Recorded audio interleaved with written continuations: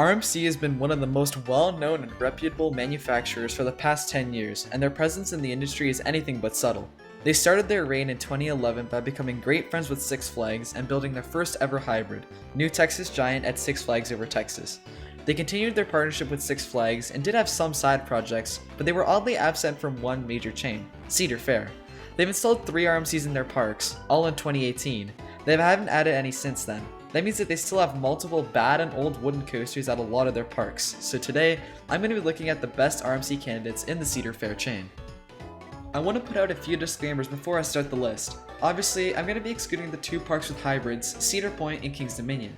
As for CGA, they got a Raptor, so I'm going to leave them in this list since I feel like a hybrid could be different enough from Railvaser if it's not designed with mental pacing in mind. Let's start with the weakest parks and head up to the best of the best. Michigan's Adventure is a small park in Muskegon, Michigan with 7 coasters, 3 of which are wooden. Firstly, I want to eliminate Zach Zoomer since that's a small family coaster similar to the Woodstock Express clones and is probably too small to be RMC'd. Then, there's the CCI monster Shivering Timbers. This wouldn't be a good candidate since it's supposedly one of the best wooden coasters in North America, and it provides the only good floater airtime in the park. Removing this ride would not do this lineup well at all, and this ride should be preserved for as long as it can. This leaves Wolverine Wildcat, the 1988 Din Corporation Woody. This ride is a decent layout with some okay height, standing just around the 85-foot mark. The problem with this ride is the roughness. It's apparently one of the roughest wooden coasters out there, and the park doesn't seem to be doing much to alleviate the issue. The ride is also kind of unnecessary in the park's lineup since they already have an extreme Woody with Shivering Timbers and a family-styled Woody with Zach Zoomer.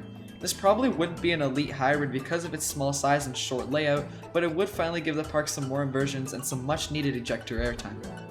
Valley Fair is a very unique park in Shakopee, Minnesota with 8 coasters, and boy, this lineup is really weird, but that's besides the point of this video. They have 2 wooden coasters there, but to be completely honest, none of their Woodies are good candidates to be RMC'd. Renegade is a 2007 GCI and is apparently one of their best American creations. This ride provides a lot to their lineup and is arguably the best coaster in the park. RMCing this wouldn't make sense as it wouldn't be a good move at all to remove their standout coaster, and make more sense if the ride was older, rougher, and less popular. Think Wildcat, because that ride's awful. The other Woody in the park is High Roller, one of the 2 coasters that opened with the park in 1976. This coaster wouldn't be good to RMC because A, its structure isn't big at all, standing only 70 feet, and B, RMCing a classic like this would remove an important part of this park's history. This ride is also somewhat popular and runs surprisingly smooth for being a 45-year-old Woody. For a park like this that can't really afford to lose their Woodies, I'll have to compromise. I'd give them a Raptor. This would easily fit in the park since there's a lot of space around there, and this could fill a massive ejector airtime gap that the park's missing since Renegade's all floater, and Wild Thing's airtime doesn't really exist. For a park that really shouldn't lose their Woodies, I think a Raptor is a very solid compromise. Worlds of Fun is a small park in Kansas City, Missouri with just 7 coasters, same amount as Michigan's Adventure, but this park is a little more well-rounded. There are 2 wooden coasters here. The first and unsuitable wooden coaster is Prowler, a GCI in the same boat as Renegade since it's one of the park's better coasters and has a cool secluded setting in the forest. Building an RMC here might have to cause some of the trees to be cleared, having Prowler lose some of its character. The ride's also still quite popular, drawing in around as many lines as Patriot. Again, losing one of your standout coasters is never a good strategy, plus there is a better RMC candidate here too. This leaves Timberwolf, the 1989 Din wooden coaster. This coaster isn't amazing for the RMC treatment since this ride's actually pretty good, but for the sake of this video, it makes the most sense. This would also be a surefire way to get a better standout in the park since Mamba is kinda and Prowler and Patriot are not able to sustain a whole park by themselves. Timberwolf is decently tall, standing at 100 feet. This could make for a good ride with similar stats to something like Twisted Colossus, if we're making an RMC comparison that is. This most likely won't happen since Timberwolf is a decent Woody, but if the park was to sacrifice one of their wooden coasters, it'd be this one rather than Prowler. Dorney Park is the final very small park in the chain, located in Allentown, Pennsylvania. This segment's going to be really short since they only have 1 wooden coaster and it is not good for the RMC treatment. This is Thunderhawk, a 97-year-old wooden coaster by PTC. I don't really need to explain much since this is the exact same boat as High Roller at Valley Fair. It's a historical icon that should be preserved for as long as it can, and this fabled classic is still going strong at nearly 100 years old. I'd also provide the same substitute for this as I did for Valley Fair. The RMC Raptor would be a great addition at this park. Knott's Berry Farm is a huge step up from the previous 4 parks in terms of rides and atmosphere, but is a super small park land-wise, located in Buena Park, California. This park is in the same situation as Dorney Park, in the sense that their 1 wooden coaster is not a good fit for the RMC treatment. This is Ghost Rider, the 1998 CCI wooden coaster. This is in the top 3 wooden coasters in North America, no question. An RMC treatment of this would be world class, but nobody would want to see the legendary Ghost Rider leave the park. This would also be a great park to put a Raptor in, but the problem is, Knott's has absolutely no space. For me, I'd remove either Coast Rider or Jaguar, since those coasters are not really necessary in that lineup. But that's for another video, I don't want to go off track. But as for the present and near future, Ghost Rider is staying, and I don't think anybody wants to see it go. California's Great America has 9 coasters and is also a small landlocked park located in Santa Clara, California.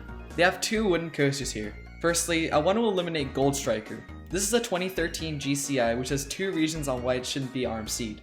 One, it's only 8 years old as of 2021 and is far too new to be converted into a hybrid. The second reason is that, like Prowler or Ghost Rider, or Shivering Timbers for that matter, this is arguably the best coaster in the park. This or Railblazer. Removing this would make the least sense so far of any of the Woodies I've mentioned in the whole video. The Woody I'm choosing to be RMC'd in this park is Grizzly. This is an old and bad Woody built in-house by the park in 1986. This ride draws some of the shortest lines in the park and has a pretty awful layout. It isn't inherently rough or painful, it's just so boring. The ride's all just high turns with shallow drops and would be a good ride to get the Iron Horse treatment. The ride isn't too small either, so it could have some decent hybrid potential. Hopefully this does get converted because as it stands, it's just taking up space in this park that could really use more space. This would also make a great trio at the top of CGA's lineup with this, Gold Striker, and Railblazer. Canada's Wonderland is yet another landlocked park. Just to note, this is also my home park, located in Vaughan, Ontario. They have 3 wooden coasters here. I want to eliminate Ghoster Coaster since that's just a kid's coaster and is way too small to be converted into a hybrid. Plus, it's not a bad small scale wooden coaster at all. The other 2 Woodies here are Mighty Canadian Mindbuster and Wild Beast. These are some of the worst wooden coasters out there and have good potential to be converted. Mindbuster is a straight out and back layout with a helix finale. Wild Beast is more compact and is more of a double out and back. These are both pretty awful, but my choice for the hybrid conversion is Wild Beast. The main factor on why I'd rather save Mindbuster is that 1, it'd be extremely hard to convert since it rides over and under bridges and water slides, and 2, the layout's just better than Wild Beast. This at least has some laterals and a bit of airtime. Wild Beast is 100% forceless and isn't obstructed by any existing attractions. There's also a bit of room behind the coaster, so it opens up the possibility of having quite a decent amount of height added to it if it does become a hybrid. This makes me think of a ride like Twisted Cyclone with a short but powerful double out and back layout. Whatever this layout looks like, it'd be a great fit at Wonderland, and finally give the park some better fast-paced inversions and actual strong ejector airtime.